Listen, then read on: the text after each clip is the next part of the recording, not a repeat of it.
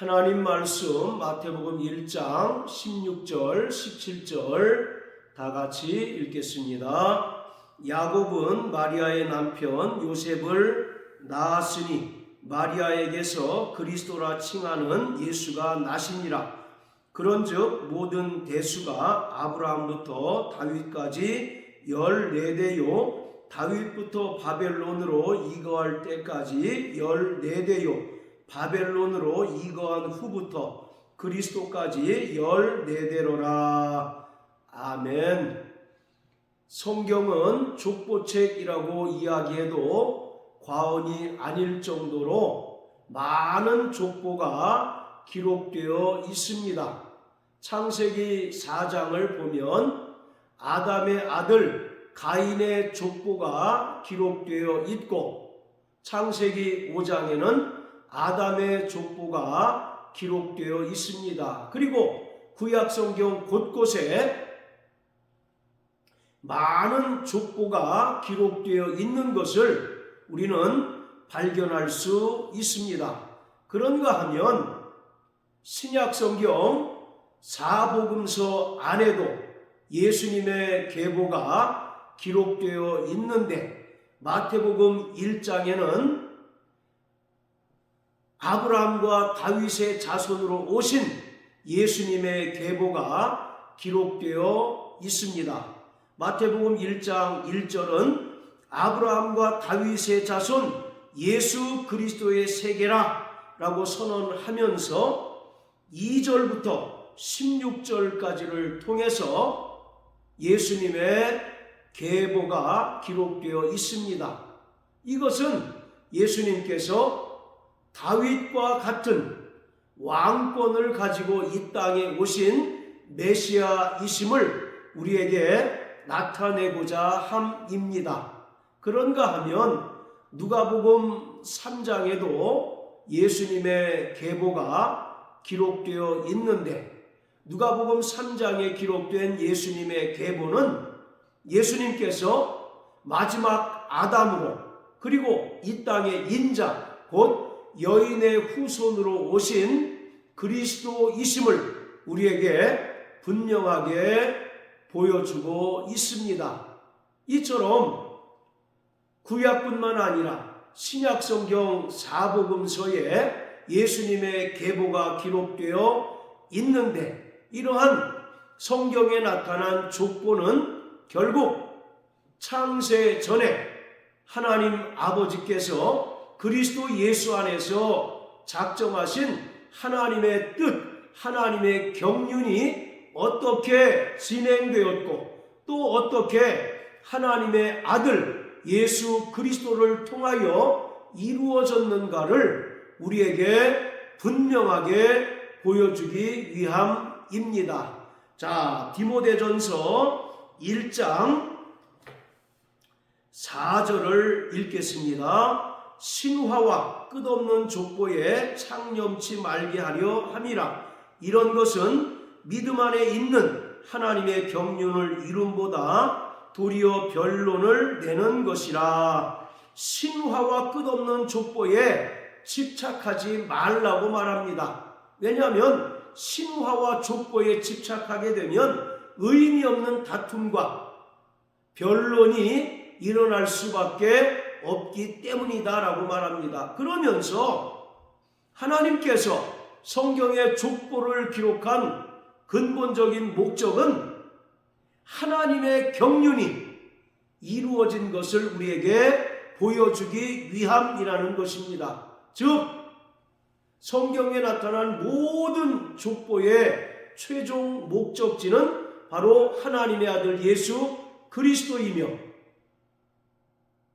예수님께서 구약의 수많은 예언자들의 그 예언을 따라 이 땅에 오셨고, 또 예수님께서 십자가에 달려 죽으심으로 말미암아 창세전에 계획하신 하나님의 뜻이 온전히 성취되었음을 이 족보 이야기를 통해서 우리에게 분명하게 보여주고 있는 것입니다. 그렇기 때문에 성경에 나타난 족보는 결국 하나님의 아들 예수 그리스도를 통하여 하나님의 경륜이 이루어진 것을 나타내고 있습니다. 아일랜드의 대주교인 제임스 어셔라고 하는 사람이 구약에 나타난 모든 족보를 일일이 나열하고 또 연대를 계산을 해서 창조 연대, 즉 구약의 연대를 계산해 냈는데 4004년 10월 22일이라는 것입니다.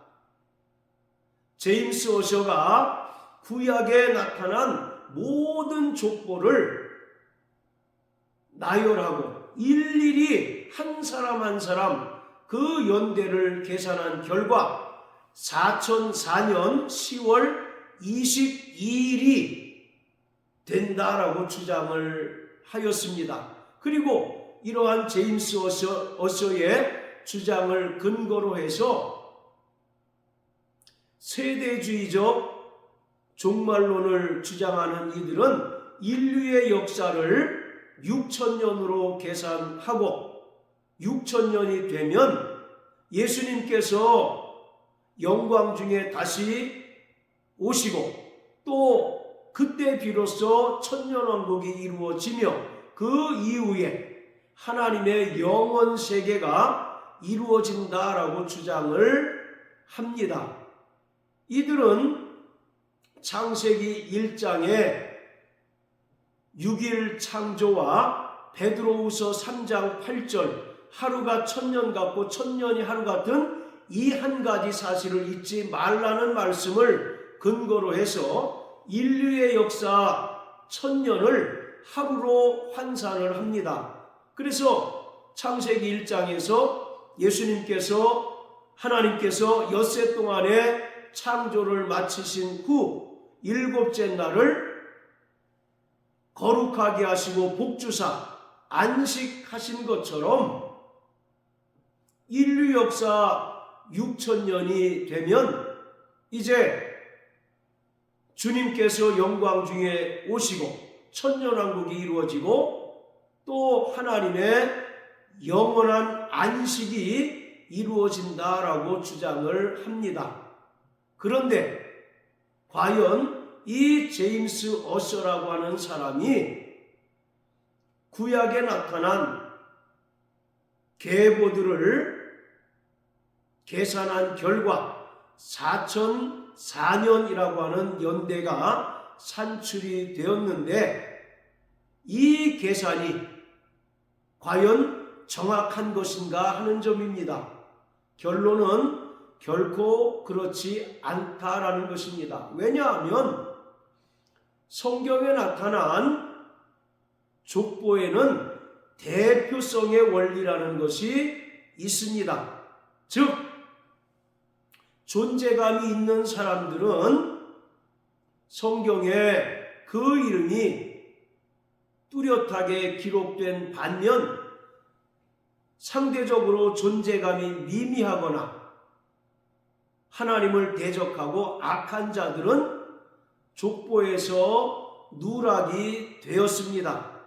그렇기 때문에 성경에 나타난 그 족보에 등장하는 인물의 그 연대를 일일이 계산해서 4004년이라고 하는 연대를 계산해 냈는데 그것이 결코 정확하지 않다는 것입니다.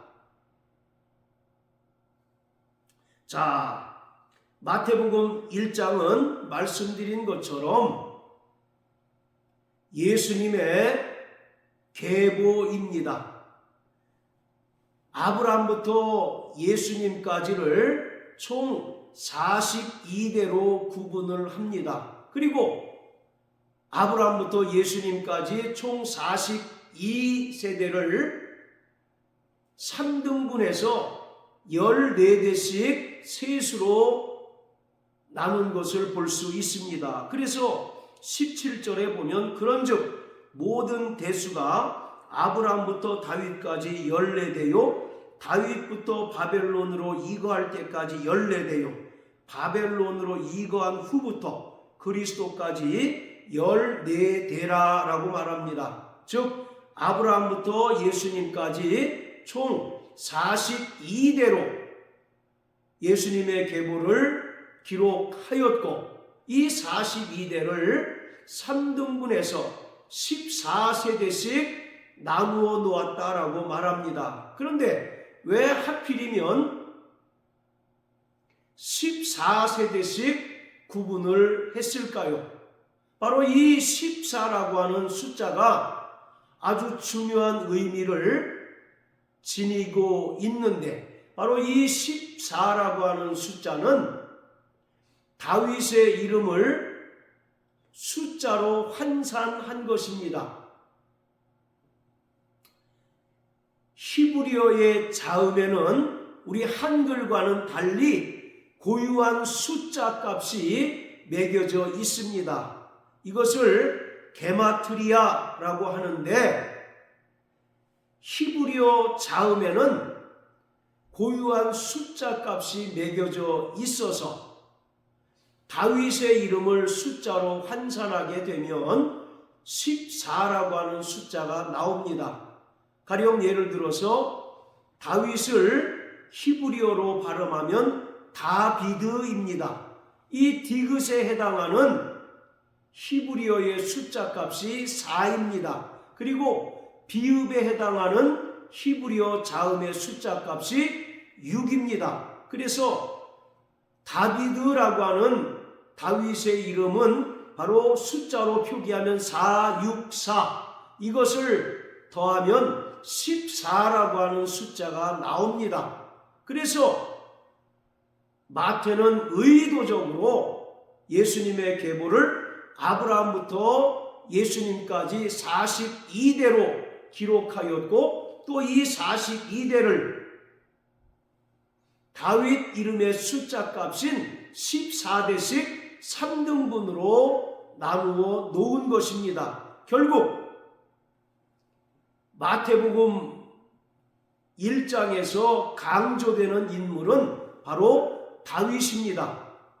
우리 한글 성경에는 아브라함과 다윗의 자손 예수 그리스도의 세계라고 기록하고 있는데, 헬라어 원문 성경을 보면 아브라함보다 다윗이 먼저 기록되었습니다. 그래서 다윗과 아브라함의 자손 예수 그리스도의 세계라고 기록하고 있습니다. 그만큼 마태는 마태복음 1장에서 다윗을 강조하고 있습니다. 그리고 이 다윗의 자손으로 예수님께서 오셨고, 예수님께서는 다윗과 같은 왕권을 가지고 이 땅에 오신 메시아임을 분명하게 보여주고 있습니다. 지금도 유대인들이 가장 사랑하는 인물이 바로 다윗입니다. 그래서 유대인들은 지금도 다윗과 같은 강력한 왕권을 가진 메시아가 나타나서 이스라엘을 구원하고 또 세계의 평화를 이루어 주기를 간절히 소망하고 있습니다. 그것을 알고 있는 마태는 너희가 다윗과 같은 왕권을 가지고 오실 메시아를 기다리고 있는데, 바로 이 그리스도 예수가 다윗의 자손으로, 그리고 다윗과 같은 강력한 왕권을 가지고 오신 메시아임을 이 예수님의 계보를 통해서 분명하게 보여주고 있습니다. 자, 중요한 것은 아브라함과 다윗의 자손으로 오신 예수님께서 이 땅에 바로 메시아로 오셨다는 것입니다. 자, 그리고 아브라함부터 다윗까지 42대로 기록해 놓았는데, 말씀드린 것처럼 다윗의 이름값인 14로 또 이 42대를 3등분하고 있다는 것입니다. 그런데 12절부터 16절까지를 보면 바벨론으로 이거한 후부터 예수님까지 14대를 기록하고 있는데, 자세히 보면 14대, 즉 14세대가 아니라 바로 13세대에 불과하다는 것입니다.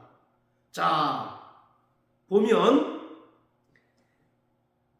바벨론으로 이거한 후에 여고냐는 스알디엘을 낳고 스알디엘은 스룹바벨을 낳았다라고 말합니다.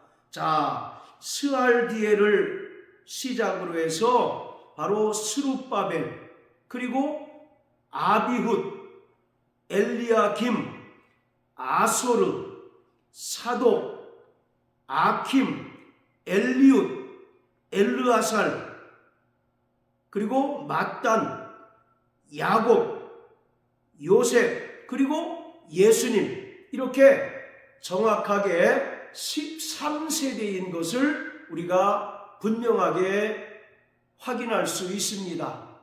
그렇다면 성경이 잘못된 것일까요?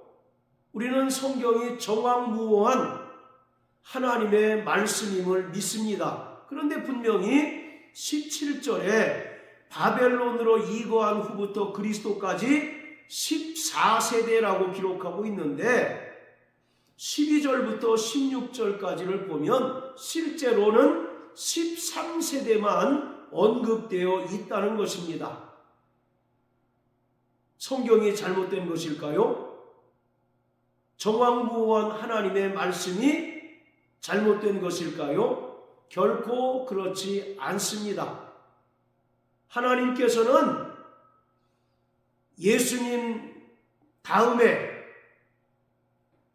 구원받은 성도들이 한 세대를 이루도록 과로로 남겨두셨다는 것입니다. 이것이 바로 하나님의 은혜인 것입니다. 요한계시록 20장을 보면 생명책에 그 이름이 기록되지 않는 자는 둘째 사망, 곧 꺼지지 않는 지옥불못에 던지운다라고 말씀하고 있습니다. 바로 성경책이 하나님의 생명책입니다. 그리고 구원받은 자의 모든 이름이 예수님 뒤에 괄호로 남겨놓은 이 한 세대 안에 온전히 들어가 있는 것입니다. 하나님께서는 이 지구상에 70억이나 되는 많은 사람이 살고 있지만 사람을 딱 두 부류로 나누고 계십니다. 생명책에 기록된 자와 생명책에 기록되지 않은 자로 나누십니다. 인류 역사 이래로 하나님께서는 무수히 많은 사람이 등장했다 사라지고 등장했다 사라지지만 딱 두 부류의 사람으로 하나님께서는 구분하십니다. 하나님의 생명책에 기록된 자와 하나님의 생명책에 기록되지 못한 자로 나누십니다. 그래서 하나님의 생명책에 그 이름이 기록된 자는 하나님께서 예비하신 영원한 천국에 들어가 하나님과 더불어 영생을 누리며 살게 되지만, 생명책에 그 이름이 기록되지 않은 자는 영원히 꺼지지 않는 지옥 불못에 던지움을 당하게 됩니다. 그렇기 때문에 바벨론으로 이거한 후부터 그리스도까지 14세대라고 하는 것은 바로 예수님까지가 13세대요. 나머지 한 세대를 괄호로 남겨둔 것입니다. 그래서 예수 그리스도로 말미암아 하나님의 생명을 얻고 하나님의 자녀라 일컬음을 받는 이들이 한 세대 안에 모두 들어가게 되는 것입니다. 그리고 이러한 자들은 영원한 천국에 넉넉히 들어가게 됩니다. 자, 말라기 3장을 보시겠습니다. 말라기 3장, 자, 16절부터 18절까지입니다. 그때에 여호와를 경유하는 자들이 피차에 말하매 여호와께서 그것을 분명히 들으시고 여호와를 경유하는 자와 그 이름을 존중히 생각하는 자를 위하여 여호와 앞에 있는 기념책에 기록하셨느니라. 만군의 여호와가 이르노라. 내가 나의 정한 날에 그들로 나의 특별한 소유를 삼을 것이요 또 사람이 자기를 섬기는 아들을 아낌같이 내가 그들을 아끼리니 그때에 너희가 돌아와서 의인과 악인이며 하나님을 섬기는 자와 섬기지 않는 자를 분별하리라. 16절에 보면 여호와 하나님을 경유하는 자와 그 이름을 존중히 생각하는 자를 위하여 여호와 하나님 앞에 있는 기념책에 그 이름을 기록하신다고 말합니다. 그러면서 17절에는 여호와 앞에 있는 기념책에 그 이름이 기록된 자들을 하나님께서는 특별한 소유로 삼으시고 또 자기를 섬기는 아들같이, 아들을 아낌같이 내가 그들을 아끼시겠다라고 말씀합니다. 여기서 특별한 소유라고 하는 것은 바로 특별한 보석을 말하고 있습니다. 사람이 보석을 애지중지하고 그것을 깊숙한데 잘 보관하고 보호해 두는 것처럼 하나님께서는 여호와를 경외하고 또 그 이름을 존중히 여기는 자를 여호와 앞에 있는 기념책에 그 이름을 기록하실 뿐만 아니라 그 이름이 기념책에 기록된 자들을 하나님께서 특별한 보석으로 삼으시고 또 아들과 같이 그들을 아끼신다라고 말씀하고 있습니다. 그렇기 때문에 우리의 이름이 여호와 앞에 있는 기념책에 기록된 것이 복이라는 사실을 우리는 분명하게 깨달아야 합니다. 자, 누가복음 10장 17절부터 20절까지입니다. 70인이 기뻐 돌아와 가로되 주여 주의 이름으로 귀신들도 우리에게 항복하더이다. 예수께서 이르시되 사단이 하늘로서 번개같이 떨어지는 것을 내가 보았노라. 내가 너희에게 뱀과 전갈을 밟으며 원수의 모든 능력을 제어할 권세를 주었으니 너희를 해할 자가 결단코 없으리라. 그러나 귀신들이 너희에게 항복하는 것으로 기뻐하지 말고 너희 이름이 하늘에 기록된 것으로 기뻐하라 하시니라. 자, 20절만 다시 읽겠습니다. 그러나 귀신들이 너희에게 항복하는 것으로 기뻐하지 말고 너희 이름이 하늘에 기록된 것으로 기뻐하라 하시니라. 70인의 전도대가 예수님께 돌아와서 선교 보고를 합니다. 주님의 이름으로 귀신들도 우리에게 항복하더이다 라고 예수님께 보고하자 예수님께서는 20절 말씀을 통하여 귀신들이 너희에게 항복하는 것으로 인하여 기뻐하지 말라고 말씀합니다. 이것은 너무나 당연한 일이라는 것입니다. 만주의 주가 되시고 만왕의 왕 되신 예수 이름으로 더러운 귀신을 명할 때 귀신은 그 이름의 권세로 당연히 쫓겨나가는 것이기 때문에 그것은 특별한 특별한 일이 결코 아니라는 것입니다. 그러면서 너희 이름이 하늘에 기록된 것으로 기뻐하라고 말씀하십니다.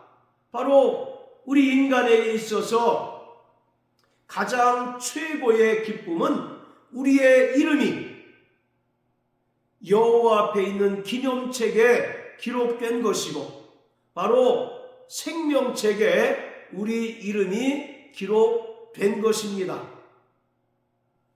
유사이래로 무수히 헤아릴 수 없는 많은 사람이 있었지만 생명책에 그 이름이 기록된 자는 결코 많지 아니하며, 그 이름이 기록되지 못한 자는 이 세상에서 아무리 큰 업적과 또 권세를 누리며 살아갔다 할지라도 이러한 사람은 꺼지지 않는 영원한 불못에 던지움을 당할 수밖에 없다는 것입니다. 그렇기 때문에 우리의 이름이 하늘에 기록된 것으로 인하여 우리는 기뻐하는 자가 되어야 합니다. 자, 또 계시록 20장을 보시겠습니다. 계시록 20장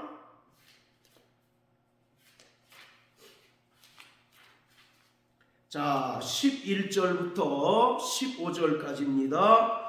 또 내가 크고 흰 보좌와 그 위에 앉으신 자를 보니 땅과 하늘이 그 앞에서 피하여 간데 없더라. 또 내가 보니 죽은 자들이 물온대소하고 그 보좌 앞에 섰는데 책들이 펴있고 또 다른 책이 펴졌으니 곧 생명책이라. 죽은 자들이 자기 행위를 따라 책들에 기록된 대로 심판을 받으니 바다가 그 가운데서 죽은 자들을 내어주고 또 사망과 음부도 그 가운데서 죽은 자들을 내어주매 각 사람이 자기의 행위대로 심판을 받고 사망과 음부도 불못에 던지우니 이것은 둘째 사망 곧 불못이라. 누구든지 생명책에 기록되지 못한 자는 불못에 던지우더라. 이 말씀은 최후의 심판에 관한 말씀입니다. 예수님께서 자기 영광으로 이 땅에 천사들과 함께 오셔서 마태복음 25장의 말씀처럼 양과 염소를 나누시고 각 사람의 행위를 따라 심판하실 터인데,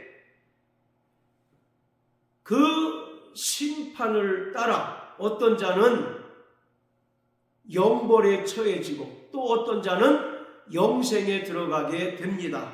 자, 그런데 그 기준이 무엇이냐? 바로 생명책에 그 이름이 기록되었는지 여부에 따라 바로 영생과 영벌이 나뉘어진다는 것입니다. 그렇기 때문에 우리는 예수님께서 우리를 위하여 한 세대를 남겨놓으신 것이 우리에게 얼마나 큰 은혜요 또 복이라는 사실을 분명하게 깨달아야 합니다. 예수 그리스도의 은혜를 믿고 또 성령으로 거듭난 자들은 그 이름이 하늘 생명책에 이미 기록되어 있습니다. 그런데 우리가 여기서 분명히 알 것은 우리의 이름이 그 생명책에 기록되어졌다 할지라도 얼마든지 그 이름이 흐려지고 또 삭제될 수 있다는 사실입니다. 자, 요한계시록 3장을 다 같이 보시겠습니다. 요한계시록 3장 자 1절부터 6절까지입니다. 사대 교회의 사자에게 편지하기를 하나님의 7 영과 7 뼈를 가진 이가 가라사대 내가 내 행위를 아노니 내가 살았다 하는 이름은 가졌으나 죽은 자로다. 너는 일깨워 그 남은 바 죽게 된 것을 굳게 하라. 내 하나님 앞에 내 행위의 온전한 것을 찾지 못하였노니 그러므로 내가 어떻게 받았으니 어떻게 들었는지 생각하고 지키어 회개하라. 만일 일깨지 아니하면 내가 도적같이 이르리니 어느 시에 내게 임하는지 내가 알지 못하리라. 그러나 사대에 그 옷을 더럽히지 아니한 자 몇 명이 내게 있어 흰 옷을 입고 나와 함께 다니리니 그들은 합당한 자인 연고라. 이기는 자는 이와 같이 흰 옷을 입을 것이요 내가 그 이름을 생명책에서 반드시 흐리지 아니하고 그 이름을 내 아버지 앞과 천사들 앞에서 시인하리라. 귀 있는 자는 성령이 교회들에게 하시는 말씀을 들을지어다. 5절을 보면 이기는 자는 이와 같이 흰 옷을 입을 것이요 라고 말씀합니다. 여기서 말하는 흰 옷은 요한계시록 19장 7절부터 9절에서 말하고 있는 어린 양의 혼인잔치에 참여한 성도들이 입은 빛나고 깨끗한 세마포입니다. 바로 빛나고 깨끗한 세마포는 성도들의 옳은 행실을 말하고 있습니다. 자, 그리고 이기는 자는 그 이름을 생명책에서 반드시 흐리지 아니하고 그 이름을 내 아버지 앞과 천사들 앞에서 시인하리라. 여기서 반드시 흐리지 아니하고 라는 말은, 흐리다라고 하는 말은 지워지고 삭제된다는 것을 말하고 있습니다. 이 말은 역설적인 의미로 흐려지는 자, 즉 그 이름이 삭제되는 자도 있을 수 있다는 것을 말하고 있습니다. 즉 최종적으로 이기는 자만이 흰 옷을 입고 그 이름이 생명책에 영광스럽게 기록되어 있겠지만, 이 땅에서 예수 그리스도의 은혜를 믿음으로 말미암아 구원은 받았지만 이 땅에서 온전히 믿음을 따라 살아가지 아니하고 하나님 말씀에 순종치 아니하고 여전히 육체의 정욕에 끌려 죄의 종노릇한 자들은 그 이름이 생명책에서도 지워질 수 있다는 것입니다. 출애굽기에 보면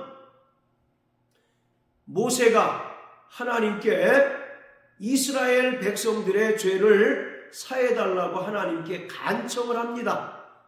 그러면서 차라리 내 이름을 그 생명책에서 삭제해 주시고 저들을 용서해 주십시오라고 간청하는 것을 볼 수 있습니다. 이처럼 바로 예수님의 은혜를 믿음으로 말미암아 구원받고 성령으로 거듭난 자들은 그 이름이 생명책에 기록되는 복을 누리지만 구원받은 이후에 믿음의 행실을 따라 살지 아니하고 하나님 말씀에 순종하는 삶을 살지 아니하고 또 육체의 정욕에 끌려 죄의 종노릇하는 자들은 얼마든지 그 이름이 삭제될 수 있다는 것입니다. 구약의 이스라엘 백성들이 하나님의 은혜로 애굽에서 탈출하고 또 광야 생활을 했지만 출애굽 1세대들 중에 여호수아와 갈렙을 제외하고는 모두 광야에서 죽임을 당하였습니다. 그들은 하나님께서 약속하신 젖과 꿀이 흐르는 가나안 땅에 들어가지 못하였습니다. 이처럼 구원은 받았으되 그 구원에 합당한 믿음의 행실을 따라 이 땅에서 온전히 살아가지 못하고 여전히 옛사람의 그 습관을 따라 죄의 종노릇하며 살아가는 자는 얼마든지 그 이름이 생명책에서 흐려지고 삭제되고 또 지워질 수 있다는 사실을 우리는 분명히 깨달아야 합니다. 그러므로 사랑하는 성도 여러분, 정말 우리는 예수 그리스도의 은혜를 믿음으로 말미암아 구원받고 성령으로 거듭난 자로서 우리의 이름이 하늘 생명책에 기록이 되어 있습니다. 이것을 기쁨으로 여기시고 복으로 여기시는 저와 여러분들 되시길 주님의 이름으로 축복합니다. 그뿐만 아니라 이제 구원받은 이후에 온전히 하나님의 그 의를 따라 믿음으로 순종하고 또 일평생 하나님 뜻대로 살아감으로 말미암아 결코 우리의 이름이 그 생명책에서 흐려지지 않는 저와 여러분 되시길 주님의 이름으로 축복합니다. 할렐루야.